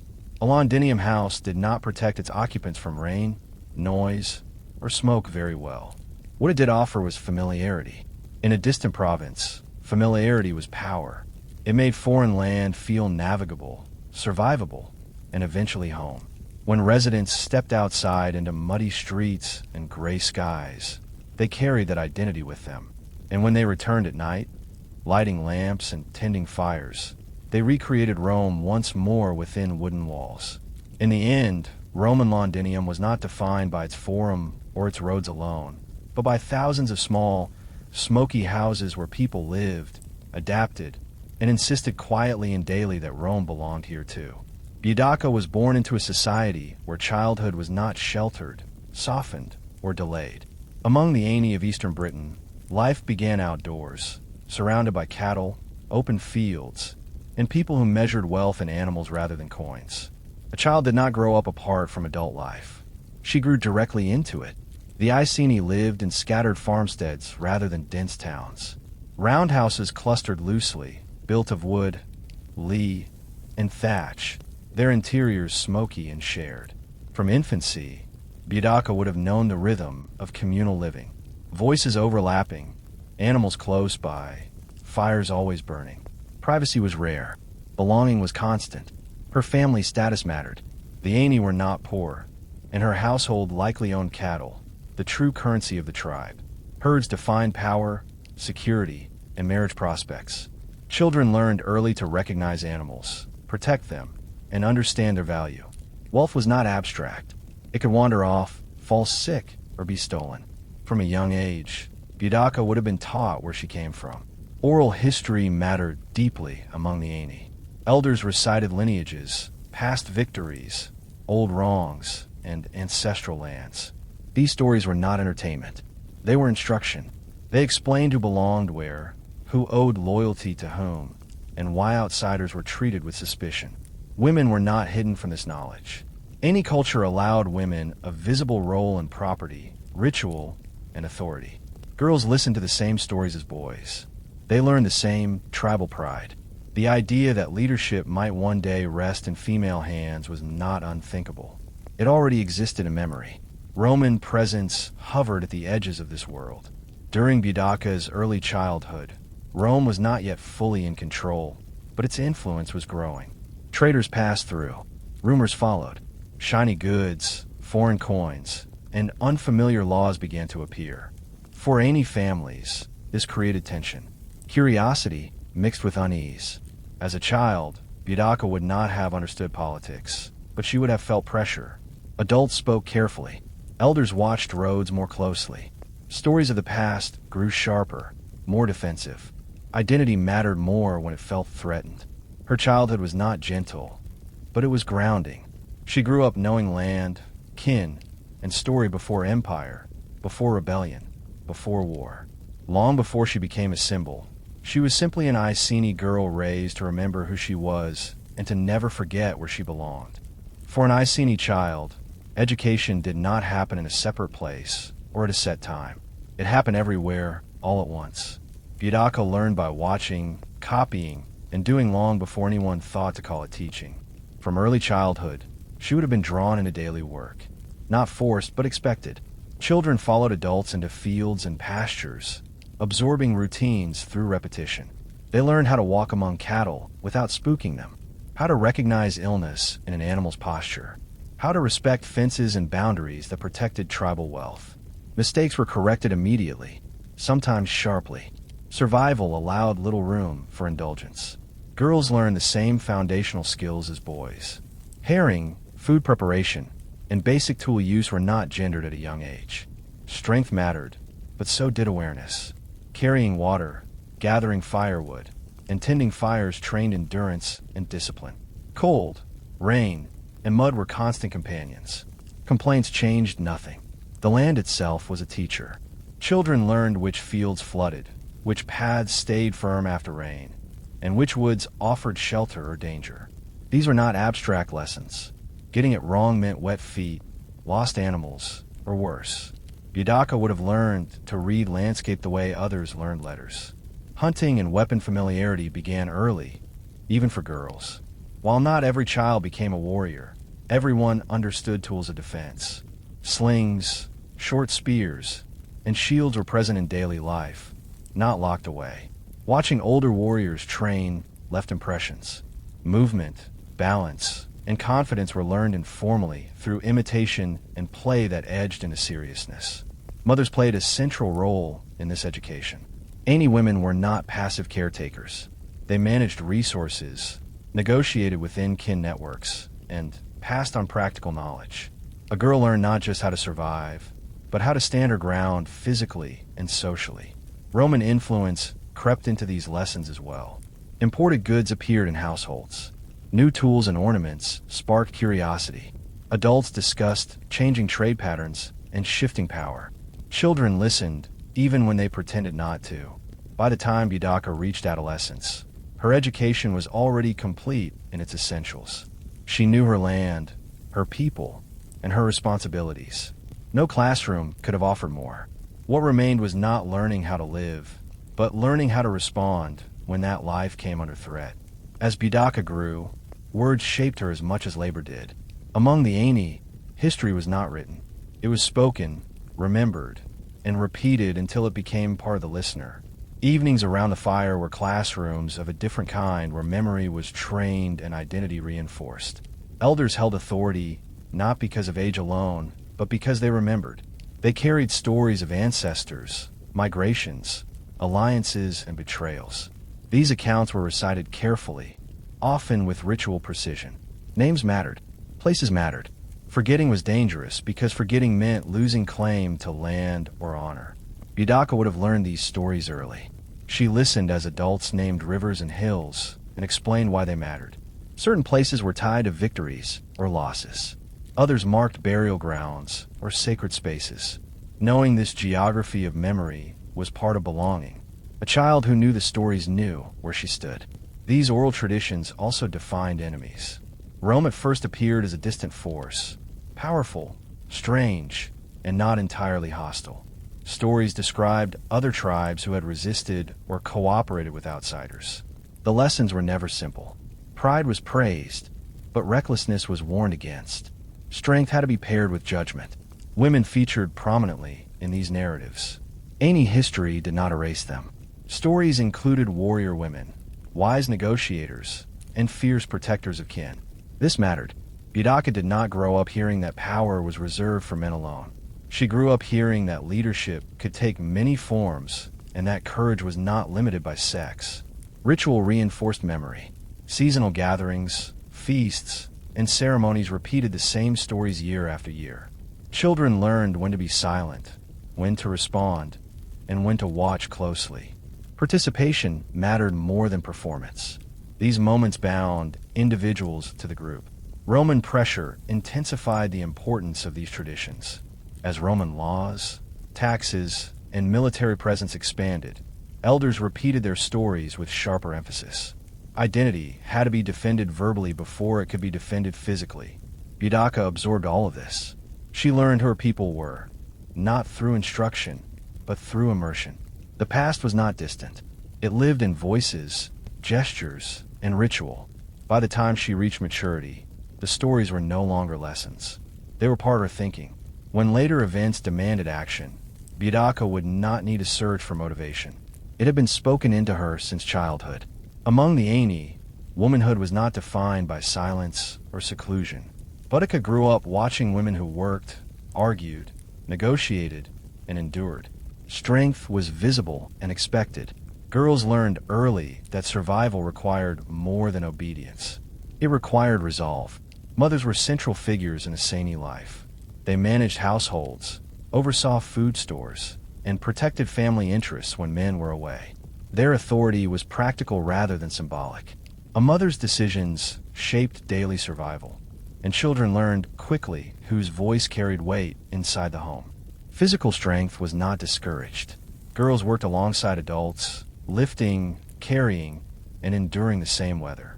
Bodies were trained by necessity, not ideology. A capable woman was valuable to her family and respected by her community. Frailty was not romanticized. Women also played key roles in ritual and council. They attended gatherings, participated in ceremonies, and spoke in discussions that affected kin groups. This visibility mattered. Bidaka would have seen women disagree openly, persuade others, and defend their positions. Authority was not theoretical. It was practiced. Stories reinforced this reality. Tribal memory included women who had led migrations, defended settlements, or guided decisions during crisis. These stories were not presented as exceptions. They were presented as part of how things worked. Leadership was situational, earned through action rather than restricted by sex. Roman culture stood in contrast. As Roman influence grew, women encountered new expectations. Different dress, different customs, different limits. Roman women of status were often more confined, their power quieter and indirect. These differences did not go unnoticed. For any girls, this contrast sharpened identity. What outsiders considered improper or unfeminine, the Aini considered practical and honorable. Pride formed in opposition as much as tradition. Bidaka's understanding of womanhood was shaped by these examples. She learned that strength could be visible, voice could be raised, and authority could be claimed when circumstances demanded it. Submission was not the default setting. This upbringing did not promise leadership, but it made it imaginable. When later events pushed Boudica into a public role, she did not step into unknown territory. She stepped into a tradition she had watched all her life. One where women stood firm, spoke clearly, and acted when survival required it. In Boudica's childhood, wealth did not shine or jingle. It breathed, moved, and grazed. Among the Aini, cattle were a measure of prosperity, stability, and influence. A household standing could be counted in animals rather than objects. And children learned this reality early. Cattle were more than food. They provided milk, leather, traction, and trade value. They could be gifted to seal alliances, exchanged to settle disputes, or displayed to signal status. Losing cattle meant more than hunger. It meant vulnerability. Protecting them was a communal priority, and children grew up knowing which animals belonged to which family and why that mattered. Bidaka would have learned these distinctions by watching adults negotiate. Discussions about herds were serious and often tense. Boundaries were guarded. Theft was remembered. Promises involving cattle were binding in ways that words alone were not. This system shaped ideas of power. Leadership was not abstract authority. It was the ability to protect resources, distribute them wisely, and defend the group's wealth. A leader who failed at this lost support quickly. Children absorbed this lesson without being taught explicitly. Roman money entered this world awkwardly. Coins appeared, shiny, portable, and unfamiliar. To Roman officials, money meant control. To the Aini, it was confusing and less trustworthy than living wealth. You could not milk a coin. You could not watch it grow. Its value depended on foreign systems. Adults debated this difference openly. Children listened. Bidaka would have heard arguments about trade, tribute, and obligation. She would have seen suspicion harden around Roman demands that reduced wealth to numbers rather than herds. Cattle also shaped marriage and inheritance. Alliances were built around them. Women were not excluded from this system. Aini women could own property, including animals, and exercise control over resources. This mattered deeply. Power was not monopolized by men. For a young Bidaka, this meant understanding that strength was tied to stewardship. Power came from responsibility, not domination. Losing resources weakened a leader. Protecting them built loyalty. As Roman pressure increased, cattle became symbolic as well as practical. They represented independence, continuity, and resistance to outside control.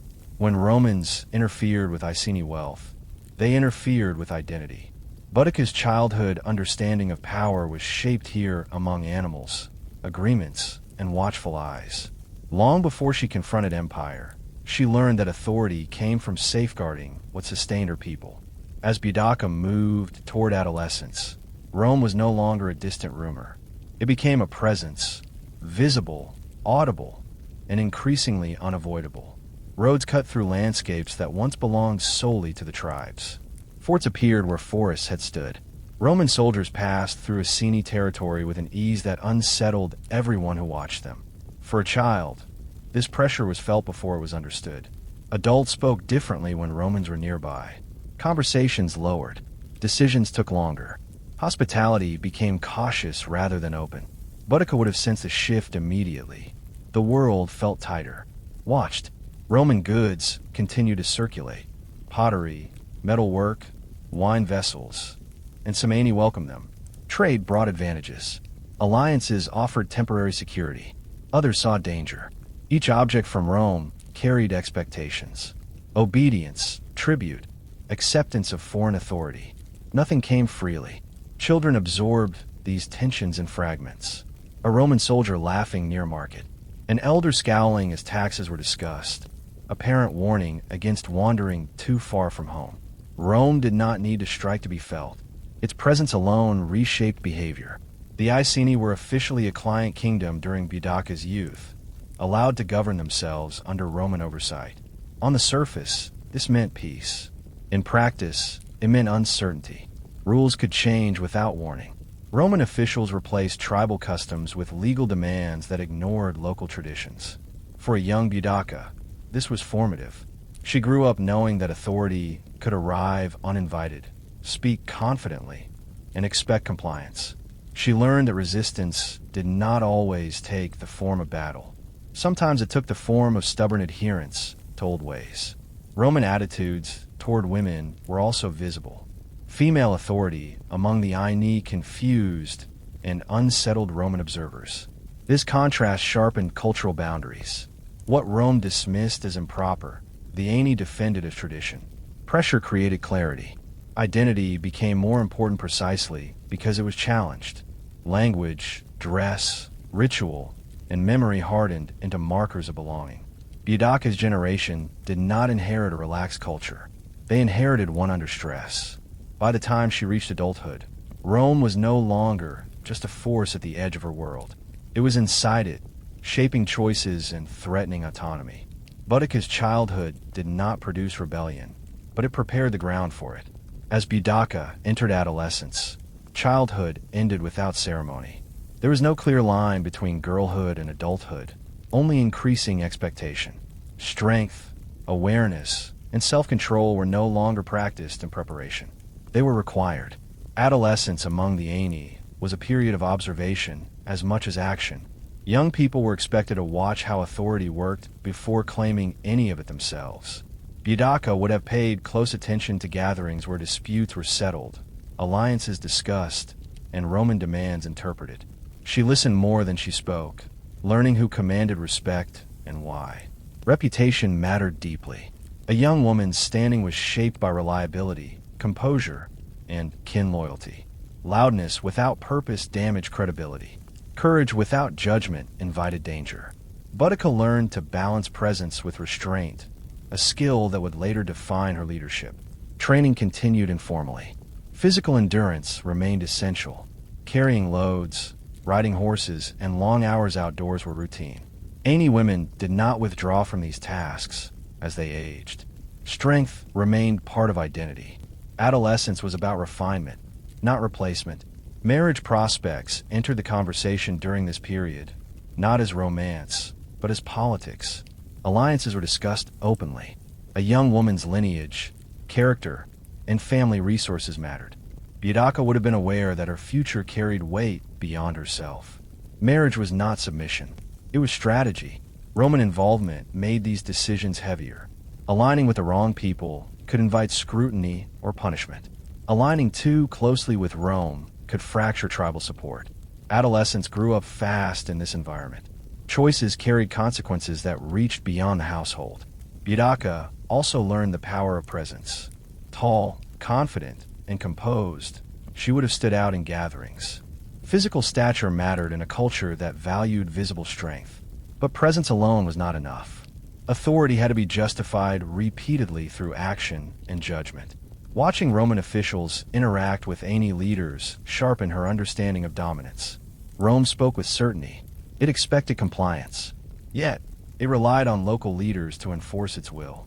This contradiction did not go unnoticed. Power, she learned, was not always as solid as it appeared. By the end of adolescence, Boudica was no longer merely absorbing her world. She was evaluating it. Childhood had given her identity. Adolescence gave her clarity. What remained was the moment when observation would turn into action. By the time Boudica reached adulthood, her life was no longer shaped only by kin and land. Marriage entered as both obligation and opportunity. Among the Aeneid, marriage was not a private affair. It was a political instrument binding families, redistributing wealth, and strengthening alliances in an increasingly unstable world. Boudica's marriage to Prasutagus, a man of status within the Aeneid, reflected this reality. He was not a romantic choice, but a strategic one, a partner whose position could protect the tribe under growing Roman pressure. Through this union, Boudica's personal authority expanded alongside her responsibilities. Marriage did not silence her. Aeneid custom allowed women to retain influence within their households and beyond. Boudica did not become invisible. She became more visible, now standing beside a leader rather than observing from the edges. Her voice carried more weight because it was backed by lineage, reputation, and alliance. Children followed, deepening her stake in the future. Motherhood sharpened rather than softened her understanding of power. What had once been theoretical, the defense of land, identity, and autonomy, became immediate. Roman interference now threatened not just tradition, but her daughter's inheritance. Rome's presence continued to tighten.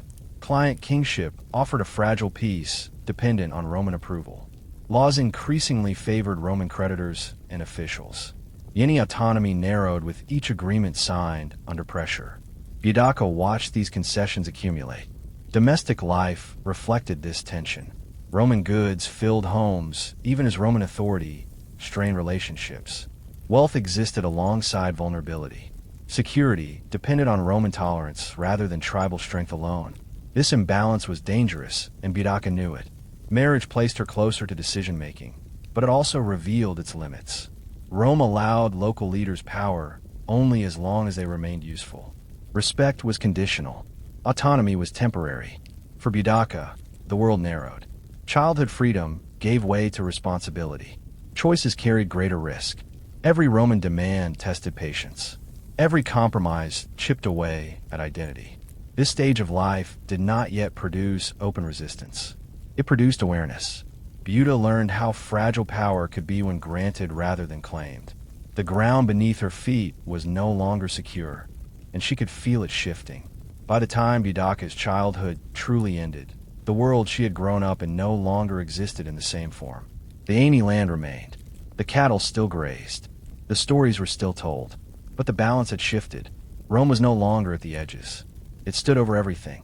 Nothing in Boudica's early life had been gentle or insulated, and that was precisely what shaped her. She had grown up working the land, hearing the stories, watching women lead, and learning that power came from responsibility rather than permission. She understood wealth as something living and vulnerable, not abstract and distant.